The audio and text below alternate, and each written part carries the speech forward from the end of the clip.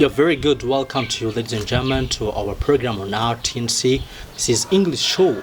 So we're glad to have you tuned. And my name is Salomon Rushindi Victor.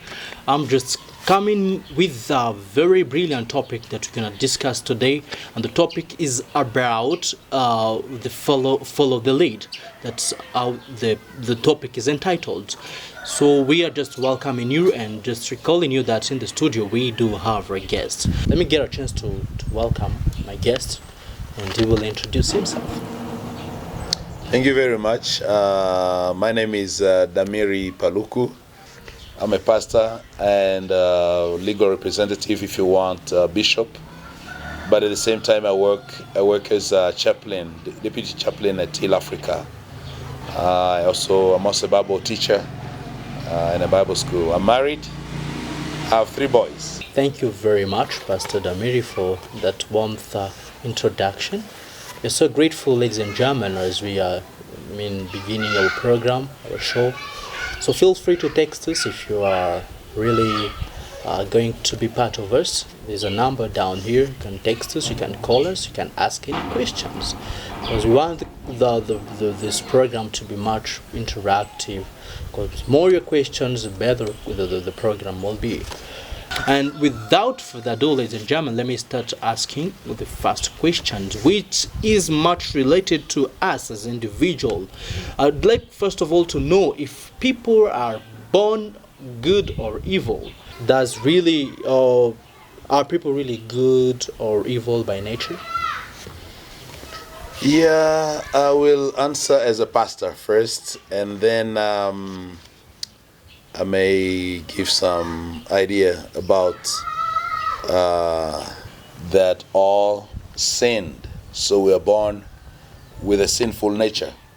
You don't have to choose. We're born knowing good and evil. So we have the possibility of doing evil, and we have the possibility of doing good. But the nature already is a sinful nature, which affects most of what we're going to do in life. So what happens, we may be affected by the environment, with people that we live with, the company, like, who is your friend? Show me your friend, I'll tell you who you are. So another thing is the background, my life. Where did I spend my youth as a young child? The Bible says that teach a young child the way they should go. When they're old, they will not forget. So it means that as you grow up, there are things that you're not going to change. If I grew up in a very bad environment, a very bad company, then it affects my life. Thank you very much. That's a great answer, Pastor, and we hope that everyone who's watching us has understood it properly. So we'll move to the second question, because remember I told you our session today will be based on questions and answers. So once you pose my pastor a question, so expect an answer. And if you have any comment, again, you can drop your comment down over a number that you can see down there. So for the second questions, I'm also satisfied about the first, and the second one will be about nepotism in our society. Yes. I've worked different places, and mostly places I do go, you tend to see people criticizing about nepotism. That's why it was one of the questions I selected, so that you can give more clarification if really nepotism is also unethical word or something to do in a society. Nepotism is very wrong, is very bad, and it is not going to help any community, any society, or any nation. I cannot recruit somebody just because he's my brother, or just because she's my sister, or she comes from my tribe, she comes from my village. We see most of the time that those kinds of recruitment do not give us the result we want. I should recruit somebody on the basis that this person is able to do it, and this person has the character that is needed for that position. So recruiting from my family, my tribe, is not the number one requirement or condition. Of course, I don't say that my family in my family, I don't have people that are able. I can find some people that fit for the position, but it's not the first condition to recruit or to give somebody some favors or some a position. So I would say that nepotism is very, very bad. We've seen it on high levels of the government. You know, you recruit, you get a good position, and your cabinet is filled with brothers and sisters, because there's maybe people that speak the same language, they're coming from your tribe. Really, really destroy a nation. That will destroy a nation, destroy the community, destroy the society. And then, because the community or the society is not blind, they will see that, and they start fighting because they're not getting the best out of your family, out of your tribe, out of your church members, you know. So it end up creating more conflicts instead of solving the challenges that people have on a daily basis. Yeah. Oh, good. Very nice. There is something I was about to add, but because of the diversity of questions that we'll be having, I will just jump at. I will keep it for the next session. Thank you. Help us to do it. So we've come up also with these questions where you find yourself in a situation. You are an employee, and your boss comes and tells you, you know, there is something that you need to sign for me, and you've read it. It's really not something that is appropriate. As a open-minded person, what do you think you can do in that side? And as a Christian, again, someone you know that this is not right. If I do this, I'm sinning against God's will, God's law. So, is it really appropriate for you to take the step up, or and just ignore the boss request? Well, I would say that integrity is a great value for each person. Nobody wants to move around with a guilt heart, you know.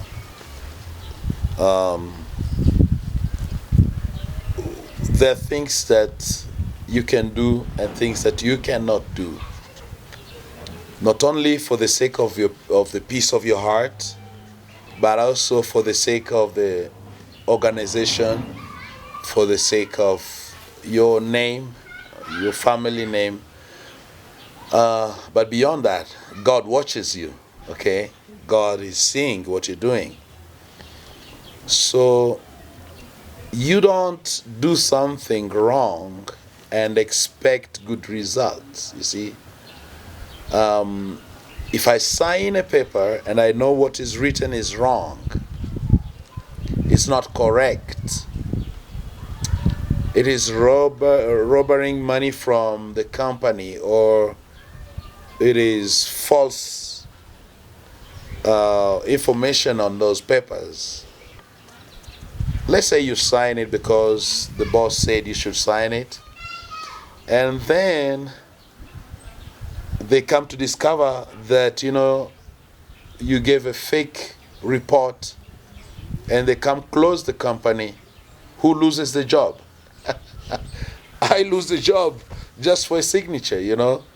I'd rather keep it clear that, hey, I'm not signing a wrong report.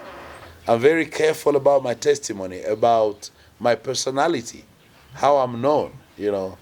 I used to work for a boss, actually, by the way, in a company, air company.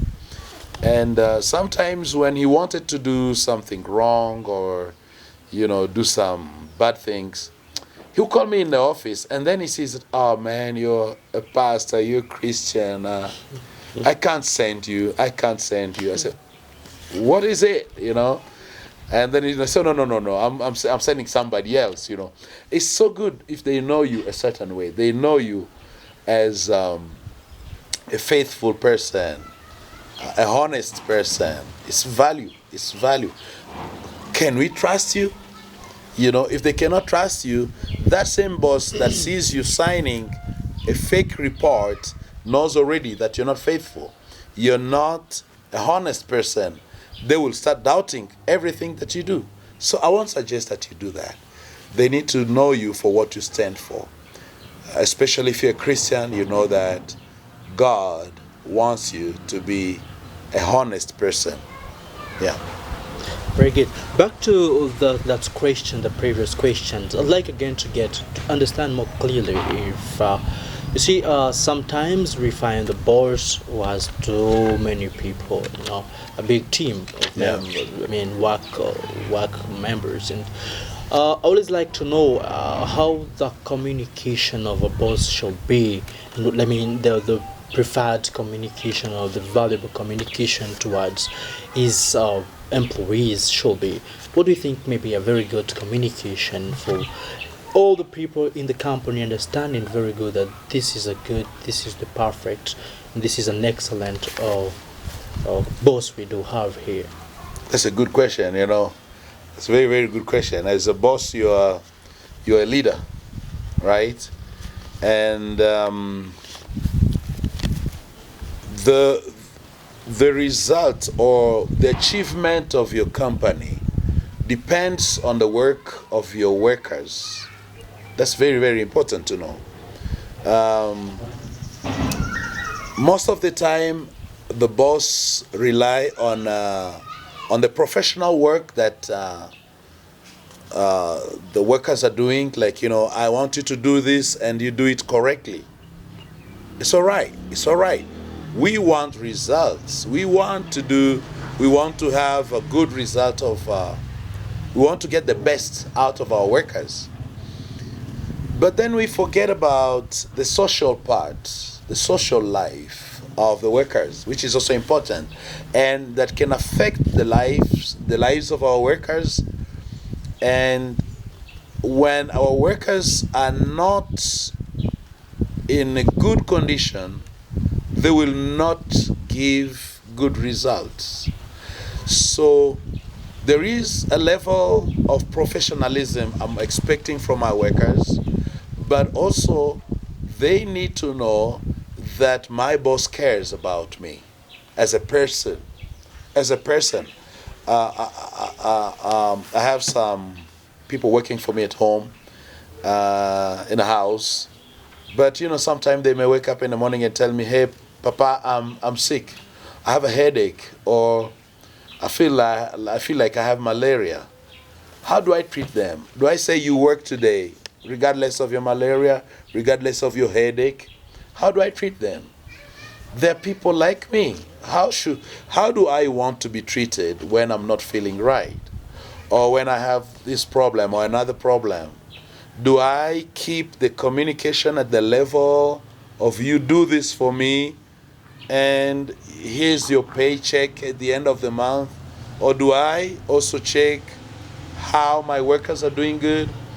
I think the best way of communication is coming down to the level of the person you're talking to, of the person you are relating. I mean, you're trying to share with. I don't know if I've given. Yeah, you've Yeah. absolutely responded. Thank It's you. very good. Thank you. So there is one that I was about to link it with. Maybe Yeah. we'll shift, and it will be on our next segment that we'll have it again linked to that you've just responded there. Yes. So let's have a short break, ladies and gentlemen, watching us right now, and we'll get back in the studio in a few seconds. Thank you. Thank you very much. Back in the studio of RTNC, ladies and gentlemen, we're glad again to have you tuned. We've been with you from the first part. Now we are digging into the second part. So today we've selected a program to be based on questions, and we've got a very brilliant guest in the studio who's just been giving us some of the answers, in particular lessons about our own lives, what we do face every day, and we hope that even as we proceed, it's gonna bring much clarifications towards question that will be posed to him in a few seconds. So while I was just linking his previous answer to another question here, when he talked about leadership, when he talked about how very good or significant a leader may be through his communication. So my question came to this side. So in case my pastor, it arrives that a leader fails in a particular situation, what do you think can be the motivation of the leader to fail in his company, at home? You know, there are leaders in different places at church. What can make a leader fail actually? Number one, I would say, if there is their perception, because leadership has to deal with vision. I need to see well where I want to go, and where I want to go is not always an easy path. So there can be some obstacles, there can be some requirements. And if I don't meet those requirements, if I don't overcome the challenges or the distractions that may be on my way to the purpose or to the goal, then I will fail. I will not reach my goal. Number two, I would say, is not having a right perspective of people, because leadership has to deal with people. When you talk a leader, you say a leader, it means behind him there are people. So if I treat my people a wrong way, then I will fail to reach my goal, because each and everyone is playing a particular role. If I see them as things to be used, not really valuing them, then they will have a sense as if they are being used, and they will not serve me, or they will not serve the company with joy, because I'm robbing them, I'm exploiting them, I'm manipulating them. And number three, I would say that a leader can fail for the wrong goals. You know, if I'm working only to get money, if I'm working only to give myself a good name, if I'm working only to be famous, it's very wrong. You don't work for money. I don't see any good leader that is working for money. Even though we need money, of course we need benefit, we need profit. If all I'm looking for is money, then I'm wrong. If all I am looking for is a good name of the company, then it's wrong.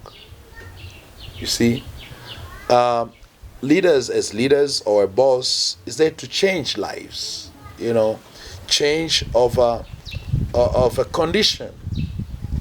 There is something as a leader I'm trying to respond to. There is a challenge in the community or in lives of people that I want them to overcome. There is a challenge that I want to change. Yeah. I'll get the money, but my people will be frustrated, or people will leave me because I love money so much that I'm not watching my character. I'd like to come up with these questions. Why or what do you think someone, or how do you think someone or leader can handle stress? Sometimes when it has overcome him with terrible things that he finds like there's a burden to him, he's unable really to handle things out, to figure them out. How do you think a leader can handle such situations of stress where he doesn't have any answer in particular situation that he finds himself stuck? As a leader, or as a boss, or somebody, as a supervisor, I don't know which position you are in, there's a time you need to give. Of course, most of the time you're giving, but do not neglect the time to receive. Otherwise, you end up empty with nothing, and that's how you get into the stress condition. So how do you handle that? I would say that you back off. Me and my wife, we love going out for 1 week a year. So we go out of town, we go in a different place, just the two of us, so that we're out of our daily businesses, so our daily routine. I receive, I get back my energy, I get back my mind. I can look at the work on a different perspective and come back fresh. Yeah, that's what I'll say. Yeah, yeah, good. There are a couple of things that are still matching here, and I remember when you talked about going out with your wife. So this is going to be pretty different. For a long time, those people have been living together, and then it's like the husband has been cheating to the wife. How can in case the husband is really recognized that has been cheating, can he really come to the wife and tell her that, I've been cheating to you, and just hear or get my place, this is what I've been doing for a long time? Is it really possible or good for it to happen, yet the wife or someone's wife doesn't know? You just your consciousness that has played in you, and you come to tell her the truth about all the time you've been cheating to her. I would say that what is hidden is going to be revealed. It's very, very important as you live in a home as a couple to be faithful to one another. It's a very, very big, value that we cannot neglect. Now, you're speaking in a case that happened. The husband is already cheating on his wife. Even if the wife does not know, but you walk around with guilt. So you may come up to your wife, telling your wife, confessing to your wife that this is what you've been doing. But only if you want to change, You don't confess today and tomorrow you do the same thing. But if you're not ready for repentance or change, then it doesn't mean anything. You've got to come up with your mind that, of course, when my wife gets to know that I don't know what is going to happen, what's going to be her reaction, but I'm ready. It is wrong. You want to confess it. You do that if you want to change, if you really, really want to change, and if you value your partner. And we are just keeping that space a different day as we are ending our program for the moment. We're just recalling you, ladies and gentlemen, who've been watching us from the beginning, that this is RTNC Gomer, and the presenter was Solomon Ushindi Victor, in the studio with Damiri Paluku. Thank you very much, Pastor Damiri. We are so grateful to have you today, to be our guest today, and we hope that next time you will be again with us. Appreciate. Thank you very much. Bye-bye, everyone. See you next time.